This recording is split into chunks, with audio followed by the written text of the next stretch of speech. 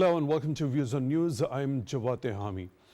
Just a few hours after the inauguration of Donald Trump as the 47th President of the United States of America, Chinese President Xi Jinping and Russian President Vladimir Putin held a video call, and this particular video call lasted more than 1.5 hours. President Putin called Xi Jinping a dear friend and said Russia and China were building ties on the basis of friendship, mutual support despite external pressure.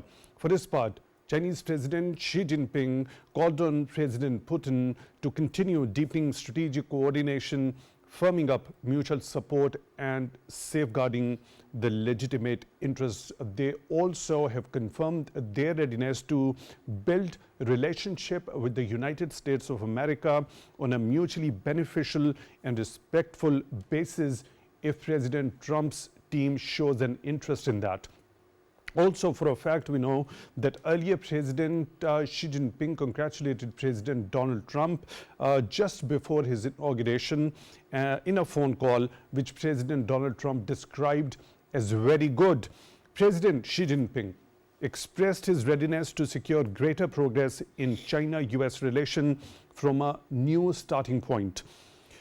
We also saw that right after his inauguration on Tuesday, President Donald Trump had threatened to sanction Russia if its President Vladimir Putin refuses to end the war in Ukraine. And President Trump, in that particular phone call with President Xi Jinping, had said he had pressed President Xi Jinping to intervene to stop the war in Ukraine. A number of other important statements made during these interactions. I will be taking all these interactions up for discussion in the light of the recent inauguration of President Donald Trump as the 47th President of the United States of America. What could be expected amid that growing, ever-emerging relationship between China and Russia, which has been termed as a no-limit partnership between the two countries. Also, we also know for a fact there was an endeavor made by Chinese side with its 12-point peace proposal to end the crisis in Ukraine.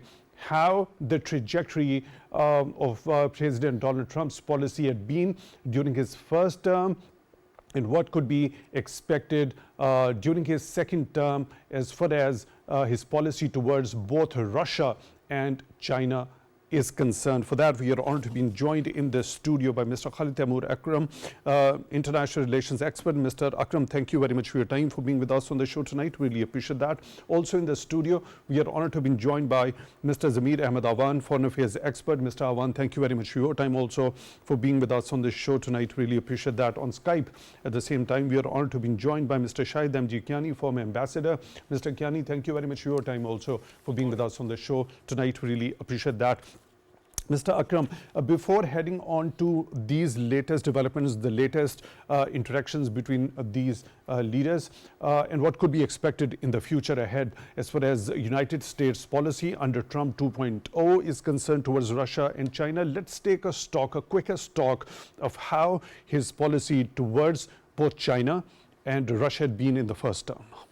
Yes, thank you very much. In first term, we had seen President Trump had quite an offensive policy towards China and Russia. Once President Trump won his election for the first time, one of the few first phone calls which he attended, the congratulatory call was from the Taiwanese president, and which was not liked by China. And during his first term, we had seen that President Trump was always engaged in war of words with China, and of course with Russia also. And President Trump had even then declared China as a country of concern. And then we saw COVID coming, and then we saw President Trump blaming solely China for the spread of the COVID. And once he left the office, he did not left the office in a good tone with China. Mm-hmm. And now coming over to his new tenure, and you will see that we have seen, I watched his speech, his inaugural speech, and in his inaugural speech he repeatedly mentioned about China, and it seemed that China is on his head. Of course, he's a businessman, and as a businessman China, he feels China as a competitor of the business people in America. He mentioned about China, he said that China is the biggest user of Panama Canal. And he said that we are going to take over Panama Canal, and there he mentioned about China. Then President Trump withdrew from WHO. World Health Organization is one of the most important organizations, and he withdrew on the plea that America is contributing 350 million US dollar per year to WHO, whereas China is only contributing 39 million US dollars. And he said because China is contributing less, so that is why we are withdrawing from WHO. And there are a number of other occasions in which President Trump, while signing the executive orders, had mentioned about China. He talked about increasing the tariff with China. He talked about increasing more regulatory regulations on trade with China. It is obvious that he is concerned about China because, as I said, President Trump's background is of business, and he has a lot of pressure from the business community of US to put sanctions on China so that the American industry should grow. And during his speech, one of the words he said that we will again make the US a leader in industry, because since 9/11, the US tagline of the US industry is the military industrial complex.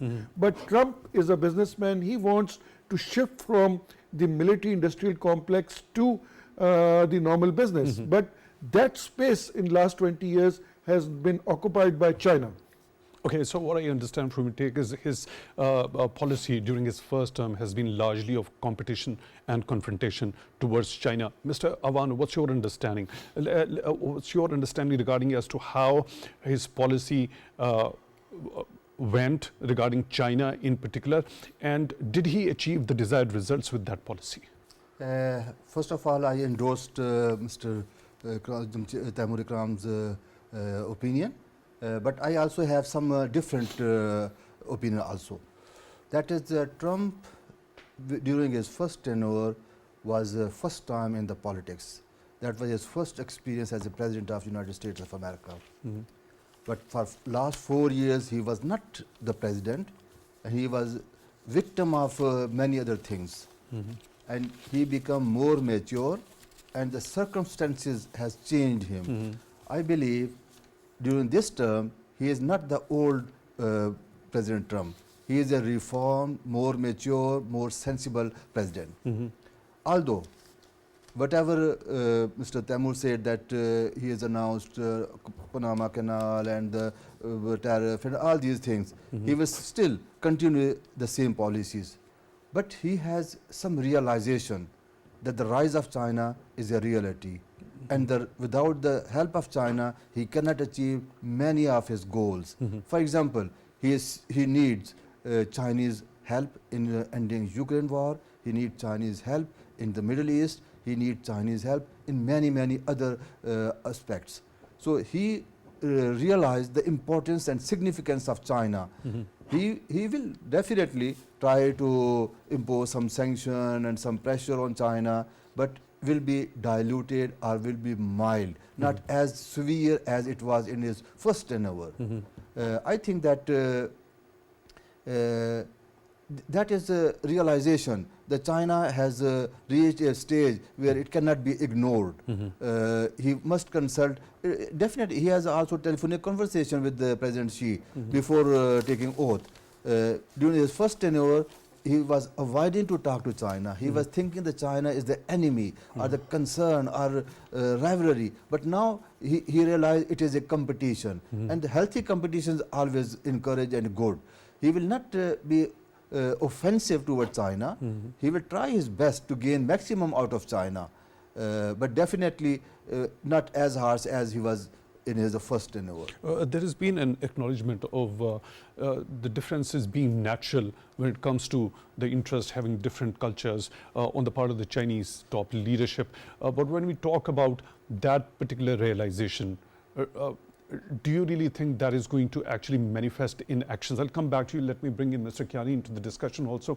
Mr. Kiani, do you see any sort of a different approach on the part of President Donald Trump towards China in particular when we talk in comparison to what his policies were in his first term? Let me just share with you that leaders, all leaders, they leave a legacy. All leaders have at the back of their mind, and this is now the second and the last term of President Trump. He would like to leave a legacy to be remembered because there has been a lot of controversies regarding him. He has done this, and that. Regarding, let me just share with you that first is the Monroe Doctrine. A repeat of the Monroe Doctrine is the backyard of the United States, which is Mexico and certain Latin American country, others. It is part of influence of US, and US would not like to withdraw from that. You have heard about the Panama Canal and the Mexico, what the borders will be sealed. This is something on which I can assure you there will be no compromise. The Panama Canal is something little difficult, and the reason is that it is the Panamanians are a small country, Panama. They has given it a commercial license to the Chinese to run the Panama Canal. So there will be some sort of a compromise. Maybe the prices, the rates for the U.S. ships passing through may be reduced, something like that. But the influence will remain. The Monroe Doctrine will remain. Now, coming down to the second thing is regarding China.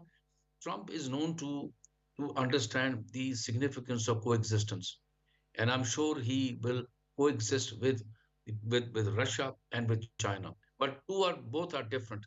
Russia has a political influence, while the Chinese have political and economic influence both.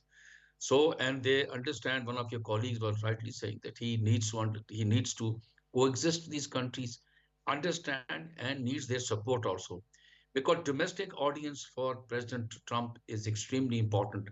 Improving the lives of his people, the health of his people, the generating employment in the country are extremely important. And for that, he has to put an end to the Gaza war. Is already you've heard it ended, but then the Ukraine war should also end. And I tell you, there's the reason.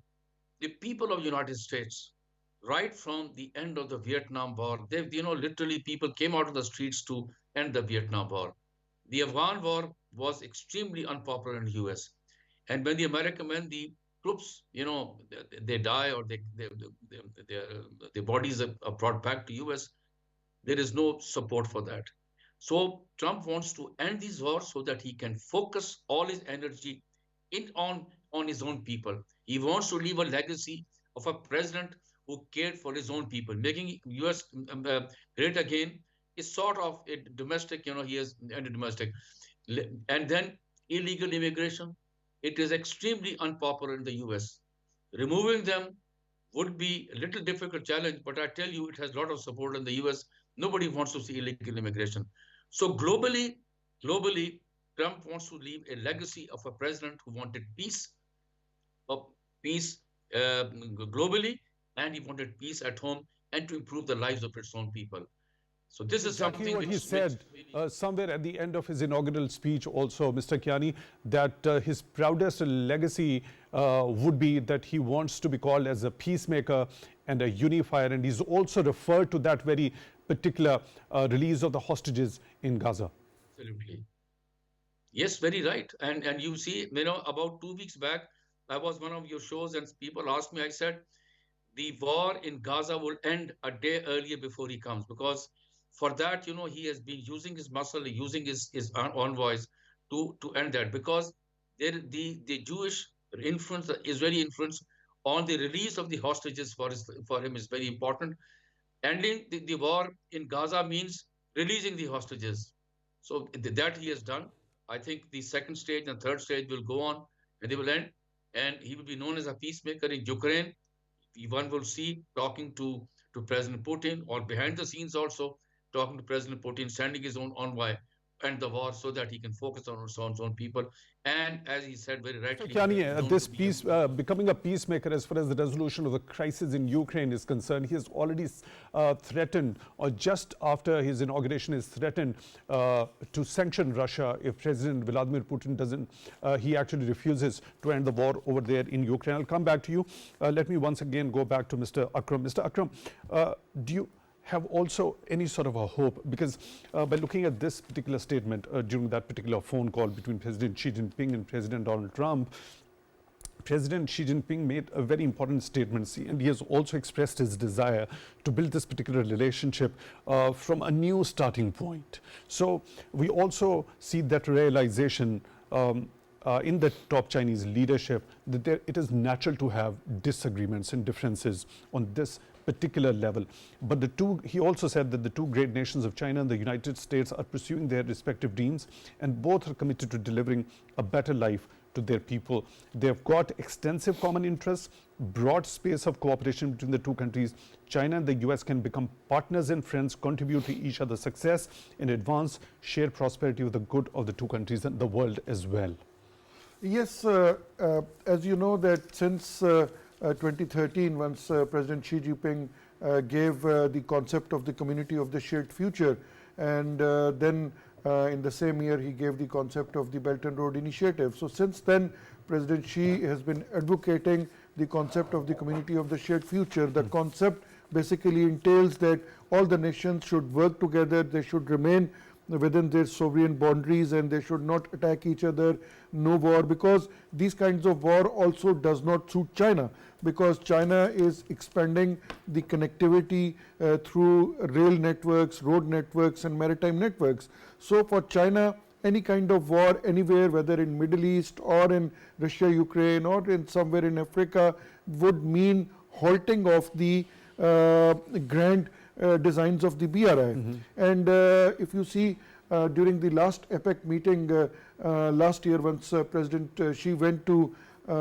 America, he told President Joe Biden that China is not in competition with the US. China feels that if US is a superpower, China agrees to that. What China only wants is that if it wants its due share in trade, it wants its due share in connectivity. And thinking that, and whatever President Xi Jinping has been advocating since last 15 years, so he has offered the same olive branch to President Trump. Now it is up to President Trump that how would he take it, because China does not want any kind of confrontation, not only with US but with any other country, because China's program of the Belt and Road Initiative, Community with Shared Future, Global Development Initiative, Global Security Initiatives, and Global Civilization Initiatives are all for enhancing the connectivity with the the connectivity world. towards the mutually beneficial relationship, also yes. the win-win cooperation Yes. for all. But by looking at this particular statement during that particular call of President Trump with President Xi Jinping, President Donald Trump thanked President Xi Jinping, of course, for the congratulations. Then he values his relations with President Xi Jinping. He hoped that he would be keen to talking to each other, and looked forward to meeting with President Xi soon. As the most important countries in the world, the US and China should get along well for years and beyond, and work together for Yes. the world peace. And it's also, when we talk about the significance of Chinese role in the resolution of the Ukraine conflict is concerned, let me quote Mr. Trump. He says he has not done very much on that. He's got a lot of power, like we have a lot of power, and you ought to get it settled. We did discuss it in that particular phone call. Here, he's recognizing that how significant role Chinese president has got when it comes to the resolution of the Ukraine conflict is concerned. Yes, absolutely right. So do you see it a huge or a considerable shift from what President Trump was towards China in his first term as compared to what he has now at the moment? Actually, as Mr. Zamir had also said, that now President Trump is more mature in politics. Now President Trump has a specific agenda. He has said America first. He wants to bring America in the forefront of trade. He wants to revive the American industry other than the defense industry. And for that, he knows that China is not that China which was 80 years ago or which was 4 years ago. China is now a reality. China is now an economic superpower. Without Chinese interference or without Chinese help in the region, he cannot operate in this region, especially in the South region, in the global South. China has got a lot of say, because President Trump would need China to resolve Ukraine crisis. President Trump would need China to even in Afghanistan also, because China has now considerable influence over the Afghan Taliban also. So tomorrow, if President Trump feels any kind of issues in this region, he is going to seek help from China. But at the same time, we must underline this thing, that President Trump is under immense pressure from the business community of America to put sanctions or economic or trade sanctions on China, so that the US industry can flourish. And this is the baseline. As we know, during the inauguration ceremony, if you must have seen that the new administration people, they were sitting on the back benches. In the front, and all the tech and all the billionaires were sitting on the front. So President Trump wants to take along all the business people with him, and since he himself is a businessman, he is going to pursue his Abrahamic Accord in Middle East. He is going to pursue his policies of electric vehicles. He is going to pursue many of his policies regarding Latin American countries. But at the same time, one thing is at the back of his mind is this, that China has now got a lot of influence in Latin America. BRI now has 155 partners. BRI is now expanded. BRI is near completion. The infrastructure path is already completed, and the Latin American countries are standing with China. The African countries are standing with China. The Asian countries are standing with China. So China is a reality. So he has to strike a balance between whatever he's saying and whatever he is going to do. Striking that balance amid that particular pressure that you've already mentioned from that business community from within the US, do you think that would be easily achievable? No, not for him. Easily, it will not be easily achievable for him, because right now we are seeing that all the appointments which he has made, they're from the business community. Lot of old politicians from his own party are sidelined, and he has brought up young blood in that, and most of them are the new people in his cabinet. They are not very much pro-China. They would like to go along with the America First policy, and they would like to, in the energy sector also, in the education sector also, in the health sector also. So we may see President Trump going to their pressure and walking out of various international agreements where China has an upper hand, like we saw in WHO. In WHO, he said that why should we contribute more if China is not contributing more? So he is going to put his pressure on China through various means, but at the same time he realizes the fact that without China it will be impossible for him to have a balanced approach in the world. Right, Mr. Zamir, Ahmad Awan, I understand your optimism regarding as to how different this particular term of President Trump is going to be vis-a-vis China. What about that particular mention of China when it comes to the Panama Canal being taken over back by the US, and he also mentioned that it was given to Panama, not to China, while China keeps operating that. Point number one. Second number, when he talks of enriching the US citizens by imposing tariffs and taxes on the foreign countries, what does he mean by that? Let me say something about the Panama Canal. Panama Canal was artificially connecting the two big oceans, Pacific Ocean and American Ocean.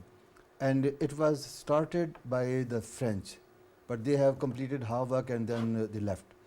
Finally, the American, they completed it.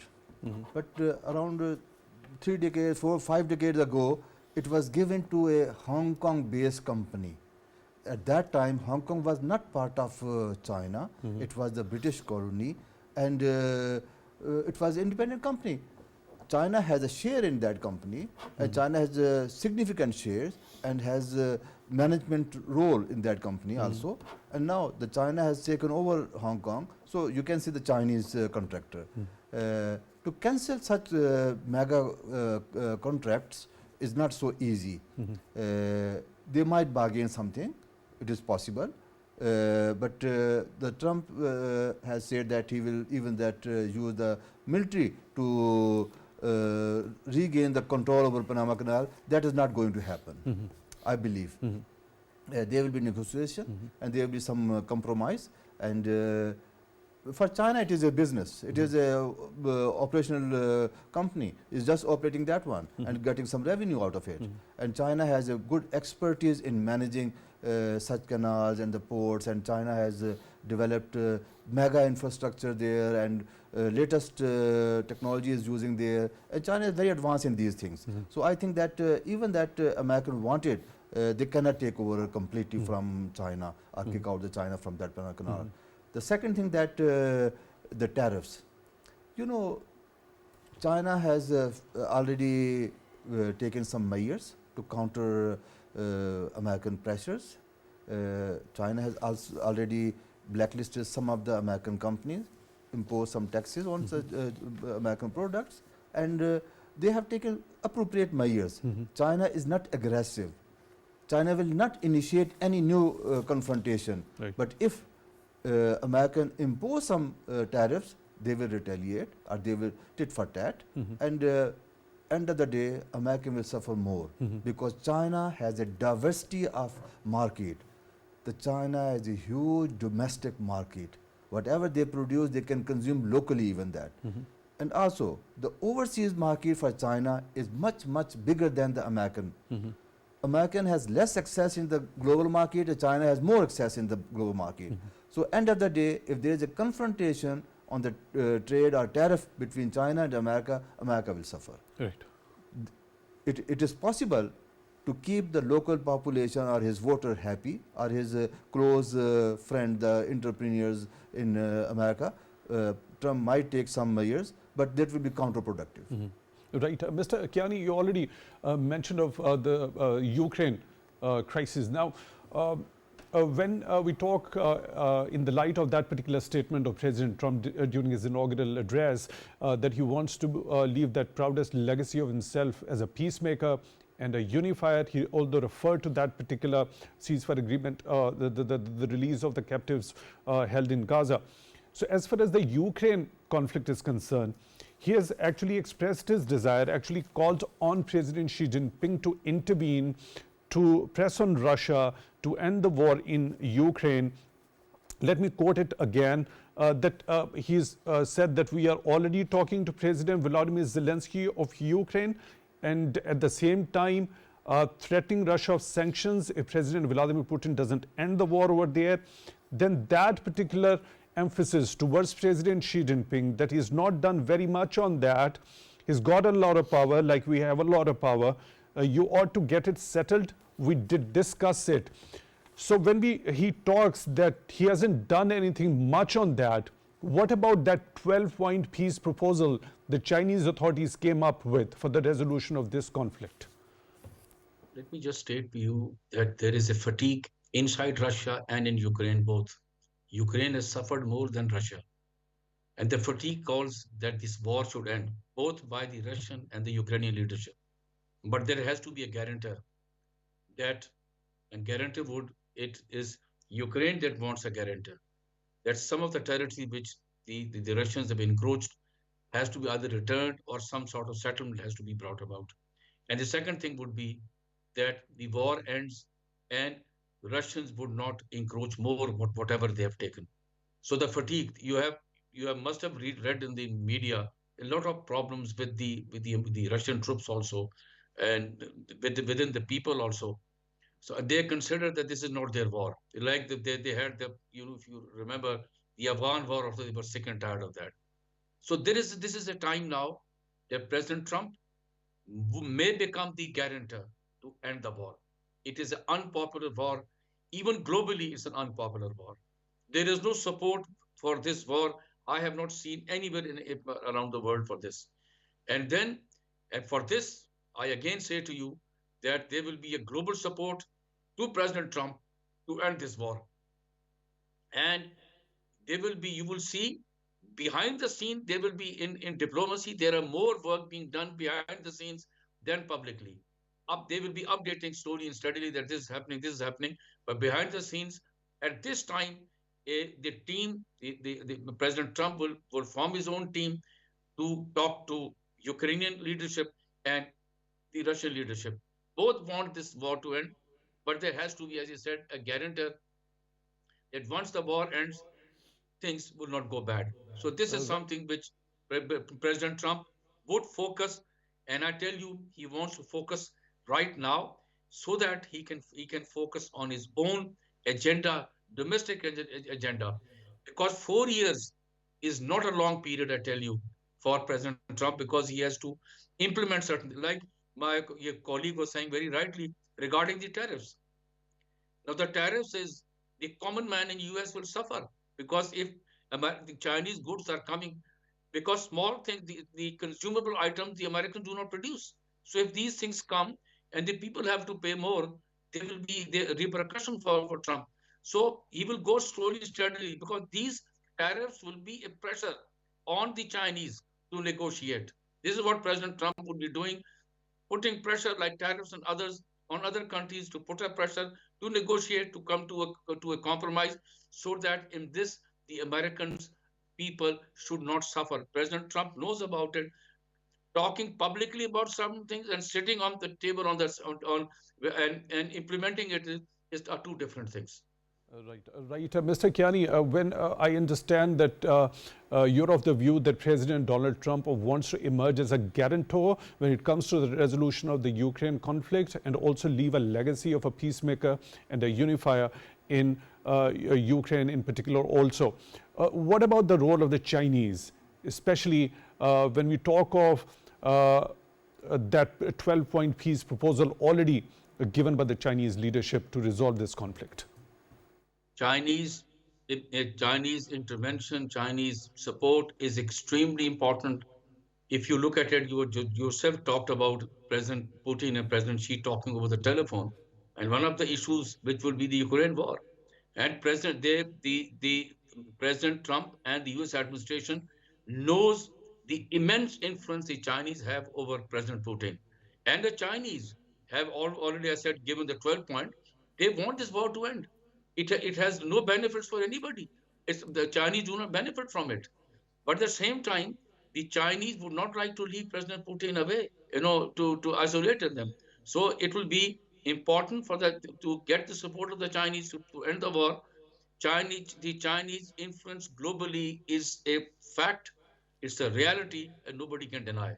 And why should President Trump and his advisors ignore China?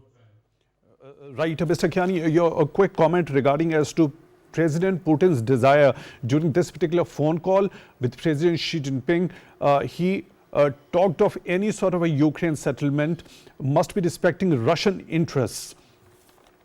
Yes, very right. The reason is during these first, second world wars and others, the borders of Russians have been encroached many a times. So at this time, the security of the Russian borders is sacrosanct. It's very important, and I doubt very much that President Putin will compromise on that.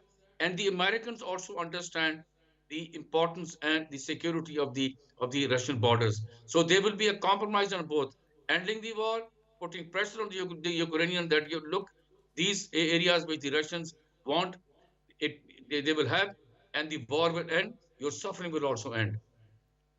Right, Mr. Akram, this no-limit partnership between Russia and China, and do you see it a sort of a coincidence that this particular phone call between President Xi Jinping and President Putin happened a few hours after that inauguration of President Donald Trump? Was it aimed at sending a message? Yes, this phone call, I think, was a message to President Trump that because his speech was quite I would say aggressive, and his speech had basically was not of a president's inaugural speech. It was a very aggressive speech. He even spoke lots of things about President Joe Biden, who was just sitting over there. He did not care whether Biden or Kamala Harris are sitting over there. So similarly, he made very strong statements about China. So this phone call, and a very long phone call, and normally there is a very less coming out from China and Russia, but this time we saw a very elaborate press release, and along with the videos coming out from China also and from Russia also. So yes, this was a message to President Trump that he should better not mess up, he should better not give aggressive statements, because China thinks that even the aggressive statements can destabilize the situation. China has been playing a very mediatory role between lots of countries. We have seen recently China has played a role in Myanmar also. We have seen China played a role between Iran and Saudi Arabia also. China in fact brought all the Palestinian factions on one platform. If today President Trump is taking a credit of ending the Palestine-Israel war, but we must not forget that it was China who had basically took this initiative, that all the factions of the Palestinian resistance, they sat together and they were on one voice. Otherwise, this deal was not possible. So China's role is very important. But this phone call, yes, it is a message to President Trump that he should not, he's not allowed to say whatever he wants to say, because China is not that old China. China is now an economic power. You just can't stand up and start threatening a country. You just can't stand up and say, tomorrow we are not going to take your goods. So there has to be a rationale. You have to talk. So I think the more this kind of pressure President Trump would put, China would not reply aggressively. But yes, China has its own way of replying to these sorts of things. During this last tenure, we saw how he banned Huawei. We saw lots of things happening, but this time I don't think that China is not going to give this much of space to President Trump that he can just play around with China. Or what about, as you already mentioned, China's increased mediatory role? And when it comes to the resolution of the Ukraine conflict, and President Trump's desire of China's intervention in that? Yes, China will definitely play a role. China and Brazil had already given a plan. China is sitting with Russia in Shanghai Cooperation Organization, in BRICS also, and President Putin and President Xi Jinping, they have a personal friendship also. Of course, this war is going to end very soon, and because the more influenced by China, but at the same time, America has to stop arming Ukraine, because we have seen that before President Biden had given billions of money to Ukrainians. So will President Trump stop that money? So what is going to happen, because President Trump has to stop the flow of weapons and he has to stop the flow of money to Ukraine. He has to give a shut-up call to Ukraine that it's high time, now you must sit with the Russians and take a decision and stop this war, because all the onus for stopping the war is not on Russia. The similar kind of onus is on NATO also and is on US also. And more interestingly, when it was supplying Ukraine with weapons, the Secretary of State had been continuously accusing China of supporting the war machine of Russia. Yes, but China had not been supplying that kind of weapons which NATO and America had been supplying to Zelensky. We have seen they have been supplying them with all kinds of lethal weapons. We have seen ICBMs being supplied to them. We have seen deadly drones being supplied to them. But China had been giving diplomatic support to Russia. China had been standing with the Russian president all along. China has helped Russia in the trade, because China and Russia now doing their trade in Chinese RMB because of the sanctions on Russia.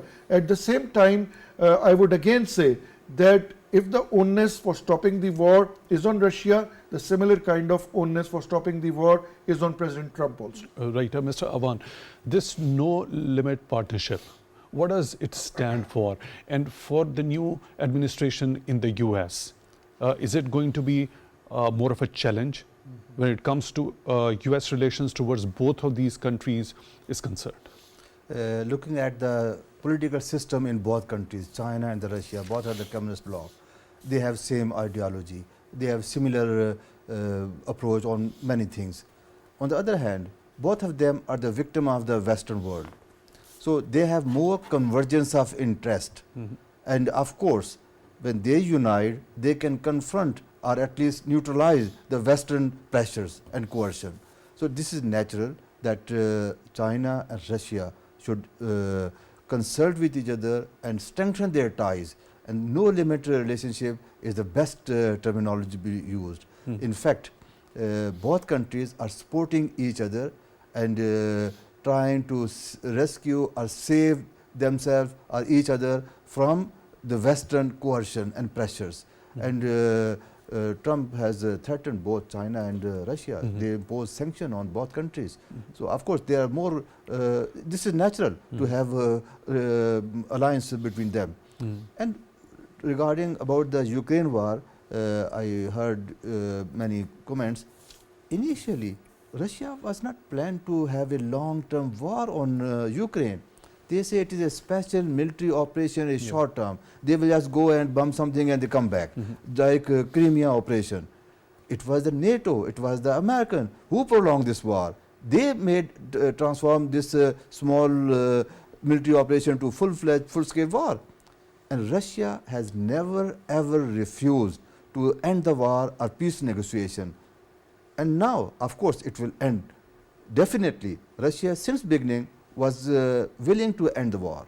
Even the China has asking them to end the war. The problem was only the peace deal, the terms and condition. Of course, Russia is the winner. They will put forward the terms and condition, and they have to, other party have to accept the Russian terms and condition. There should be some reasonable and sensible terms and condition, but the winner partner is always having the upper hand. It will definitely end.